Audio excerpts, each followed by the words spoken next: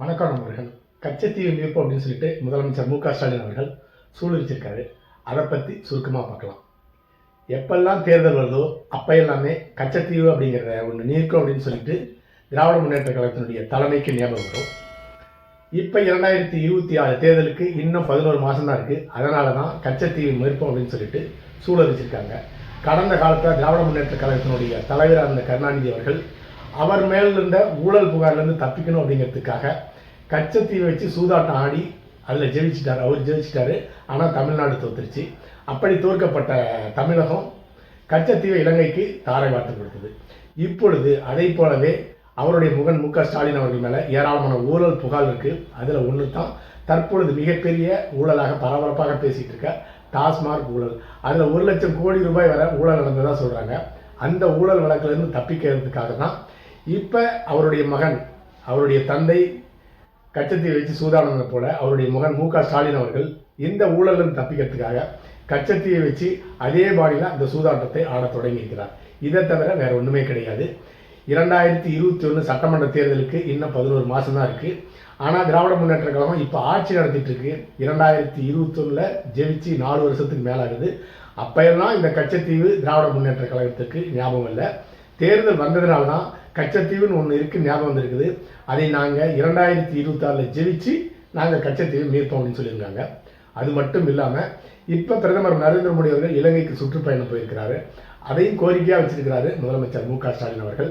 பிரதமர் மோடி இலங்கை அதிபருடன் பேசி கச்சத்தீவை மீட்டு கொண்டு வரணும்னு சொல்லியிருக்கிறாரு. அதாவது ஸ்வீட் கடைக்கு போய் 2 கிலோ அல்வா வாங்கிட்டு வர மாதிரி சாதாரணமாக சொல்கிறாரு. முறைப்படி ஒப்பந்தம் செய்து கொள்ளப்பட்டு இலங்கைக்கு இந்தியாவுடைய கச்சத்தீவு தாரை வார்க்கப்பட்டிருக்கிறது. அதை மறுபடியும் கேட்டால் இலங்கை சர்வதேச நீதிமன்றத்தில் வழக்கு தொடுத்து பிரச்சனைகள் பெரிதாக்கப்படும்.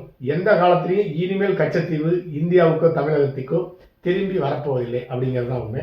அதனால் இலங்கை தமிழர்களுடைய பிரச்சனை எப்படி தீர்க்கப்படாதோ அதே போல் தமிழகத்தில் உள்ள மீனவர்களுடைய கச்சத்தீவில் மீன் பிடிக்கிற பிரச்சனை எந்த காலத்திற்கும் ஓயப்போவதில்லை.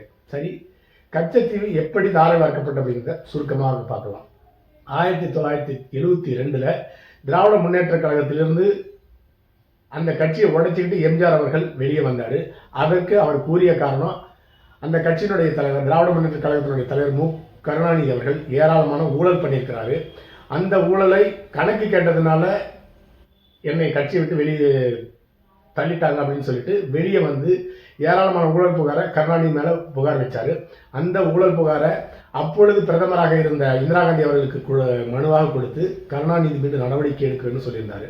அந்த நடவடிக்கையிலிருந்து தப்பிப்பதற்காக, அந்த நிர்பந்தத்தின் காரணமாக கருணாநிதி அவர்கள் பிரதமர் இந்திரா காந்தி என்னென்ன சொன்னாங்களோ அதுக்கெல்லாம் ஒப்புக்கொண்டு கையெழுத்திட்டு இலங்கையை தாரை வார்க்க முழுவதுமாக ஒப்புக்கொண்டார்.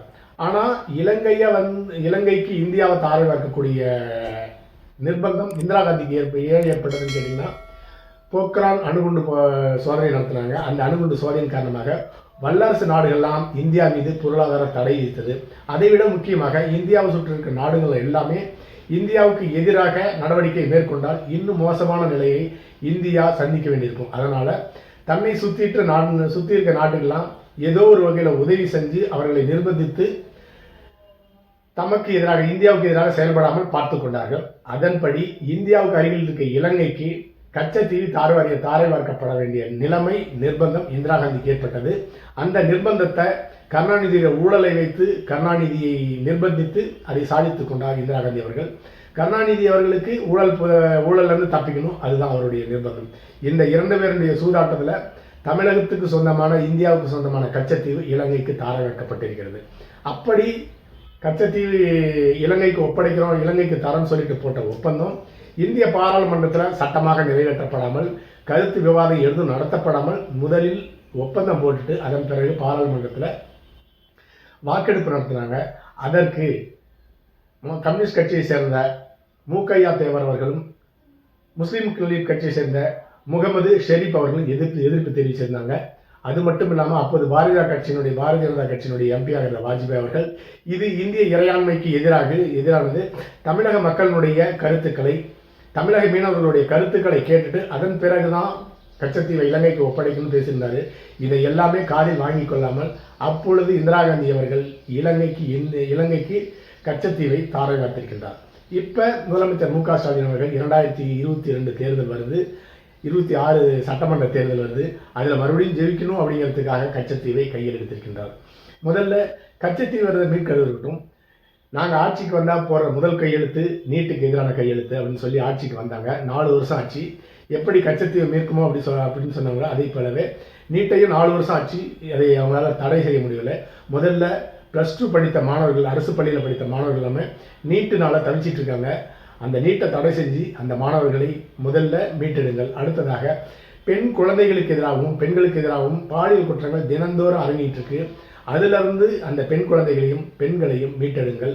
கஞ்சா, மெத்து இதுக்கு எல்லாமே தமிழகத்தில் உள்ள இளைஞர்கள் எல்லாமே அடிமையாக இருக்காங்க. அதிலிருந்து இளைஞரை மீட்டெடுங்கள். 8வது படிக்கிறவரையும் 10வது படிக்கிறவெல்லாம் கஞ்சா அடிச்சிட்டு இருக்கிறான். அவர்களை அந்த கஞ்சா பழக்கத்தை தடை செய்து, கஞ்சாவை தடை செய்து அந்த இளைஞர்களை மீட்டெடுங்கள். தலைநகரம் சென்னை இப்பொழுது கொலை நகரமாக மாறிட்டு இருக்கு. அந்த தலைநகரத்தை மீட்டெடுங்கள். சட்டம் ஒழுங்குல கனிம வள கொள்ளையிலேயே அமைச்சர்கள் ஈடுபட்டிருக்கிறார்கள். அமைச்சர்கள் மீது நடவடித்து அந்த கனிம வளத்தை மீட்டெடுங்கள் தமிழக அரசு அவர்களே. அதே போல சமூக ஆர்வலர்கள் கனிம வளத்தை தட்டி கேட்டாலோ வெளியிட்டாலோ அந்த சமூக ஆர்வலர்கள் கொலை செய்யப்படுகிறாங்க. அந்த கொலையிலிருந்து சமூக ஆர்வலர்களை மீட்டெடுங்கள். அதே போலவே விலைவாசி விண்ணை முட்டும் அளவிற்கு இருக்கிறது. சாதாரண மக்கள் குடும்பம் நடத்த முடியாத சூழ்நிலையில் இருக்காங்க. அதனால் விலைவாசி உயர்விலிருந்து தமிழகத்தை மீட்டெடுங்கள். சொத்து வரி, வீட்டு வரி உயர்வு, பால் விலை உயர்வு, இப்படி எல்லா விலைவாசி உயர்ந்துருச்சு. அதனால் சாதாரண மக்கள் வாழ முடியாத நிலையில் இருக்காங்க. அந்த விலைவாசி உயர்ந்திருந்து தமிழக அரசு மீட்டெடுக்க வேண்டும். இதெல்லாம் பத்தாது சொல்லிட்டு தமிழகத்தில் ஏராளமான சட்டம் ஒழுங்கு தினந்தோறும் நடந்து கொண்டிருக்கிறது.